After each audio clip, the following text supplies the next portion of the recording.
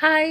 இன்னைக்கு நம்ம சவுத் இந்தியன்ல எல்லாத்தையும் சமைச்சு தள்ளிட்டதுனால, அடுத்ததா நம்ம நார்த் இந்தியனுக்கு போலாம் அப்படின்னு ஒரு முடிவு எடுத்துட்டு, நார்த் இந்தியன் டிஷ்ஷான கட்டி கா சப்ஸி தான் பண்ணலாம் அப்படின்னு சொல்லி முடிவு பண்ணியிருந்தேன். அதுக்கு வந்துட்டு பேஸுக்கு வந்துட்டு நம்ம முதல்ல கடலை மாவு எடுத்துக்கணும். நான் வந்துட்டு 4 பேருக்கு தேவையான அளவுக்கு ஒரு 5 ஸ்பூன் கடலை மாவு எடுத்துக்கிட்டேன். இந்த கடலை மாவுல வந்துட்டு அந்த பேஸை நம்ம செய்ய போறோம். அந்த கட்டின்னு சொல்லுவாங்க இல்லையா? அத வந்துட்டு இந்த கடலை மாவு வச்சு தான் செய்ய போறோம்.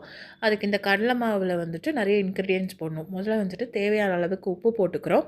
அதுக்கப்புறமா கொஞ்சமா மஞ்சள் தூள் போட்டுக்கிறோம். அதுக்கப்புறமா இந்த கடலை மாவுல கொஞ்சமா மொளகாத்தூள் போட்டுக்கிறோம். இது வெறும் அந்த கட்டிக்கு தேவையான அளவுக்கு மொளகாத்தூள் போட்டா போதும். இதில கொஞ்சமா கரம் மசாலா போட்டுக்கிறேன்.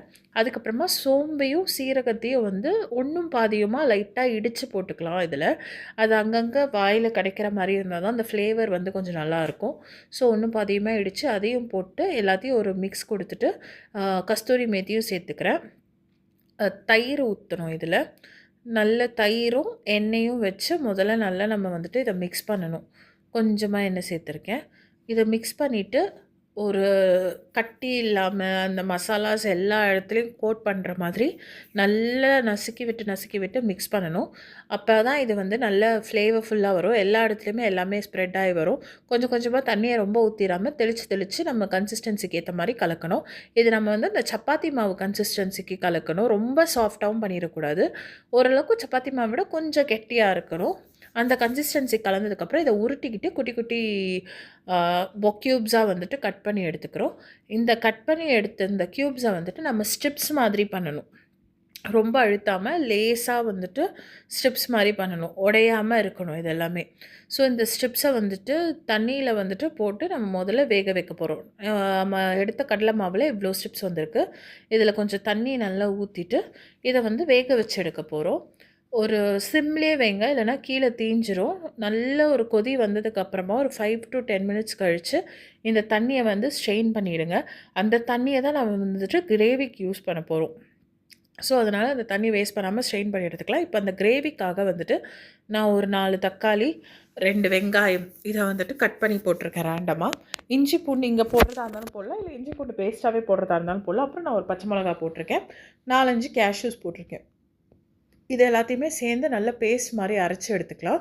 அரைச்சு எடுத்துட்டதுக்கப்புறமா, இந்த பக்கம் வந்து ஒரு மிக்ஸாக்காக ஒரு கப்ல வந்துட்டு கொஞ்சமா தயிர் எடுத்துக்கணும். அதில உப்பு, காரப்பொடி அண்ட் கொஞ்சமா மஞ்சள் தூள். ஆல்ரெடி நம்ம காரப்பொடி அந்த கட்டியில போட்டிருக்கோம். அண்ட் பச்சை மிளகாவும் போட்டிருக்கோன்றதுனால பார்த்து போடுங்க. இதில கொஞ்சமா பெருங்காயம், அதுக்கப்புறமா வந்துட்டு லைட்டா வந்துட்டு தனியாத்தூளும், ஒரு பிஞ்ச் அளவுக்கு வந்துட்டு கரம் மசாலா தூளும் நான் ஆட் பண்ணியிருக்கேன். இது எல்லாத்தையுமே ஒண்ணா வந்துட்டு நல்லா மிக்ஸ் பண்ணி எடுத்துக்கிறோம். இத வந்துட்டு நம்ம அந்த கிரேவியோட சேர்த்து போடும்போது, அந்த புளிப்பு ஃப்ளேவர் குடுக்கும். நல்லாருக்கும். இத வந்து தண்ணி ஊத்தி, ரொம்ப தண்ணி ஊத்தாம, லைட்டா தண்ணி ஊத்தி லம்ப்ஸ் இல்லாம கலந்து எடுத்துக்கணும். இது வந்துட்டு ஒரு சைடுல எடுத்து ரெடி பண்ணி வச்சுக்கலாம். இப்போ ஒரு கடாயில வந்துட்டு எண்ணெய் ஊத்திட்டு, இதுக்கு தேவையான அளவுக்கு தாளிப்புக்கு தேவையான சீரகம் போட்டுக்கிறோம். அதுக்கப்புறமா வந்துட்டு நம்ம அந்த அரைச்சு வச்சிருந்த தக்காளி, வெங்காயம் பேஸ்ட்ட வந்து இதுக்குள்ள போடுறோம். இந்த அரைச்சு வைக்கும்போதே நம்ம இது இஞ்சி பூண்டு போடலைன்றதுனால, நான் இஞ்சி பூண்டு பேஸ்ட்ட வந்துட்டு தனியா போட்டிருக்கேன். நம்ம அரைக்கும்போதே போட்டோம்னா, இந்த இஞ்சி பூண்டு பேஸ்ட்ட வந்து ஸ்கிப் பண்ணிக்கலாம். இத நல்லா கலந்து விட்டுக்கணும். மேல தெறிக்கும். அதனால கொஞ்சம் பார்த்து பண்ணுங்க. இந்த கொதி போயிட்டு, அந்த தண்ணி மேல வந்தோனே, அந்த தயிர் பேஸ்ட் இருக்கும்ல, அதையும் நான் போட்டுட்டேன். அப்புறமா இப்ப அந்த கட்டி எல்லாத்தையுமே குட்டி குட்டியா கட் பண்ணி வச்சிருக்கேன். சூடு ஆறுன உடனே.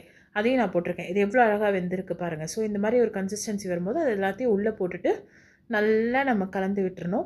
கலந்து விட்டுட்டோம்னா, ஓரளவுக்கு உங்களுக்கு கெட்டியா இருக்கும். அதுக்கேத்த மாதிரி அந்த தண்ணிய விட்டு, விட்டு நம்ம கலந்துக்கலாம்.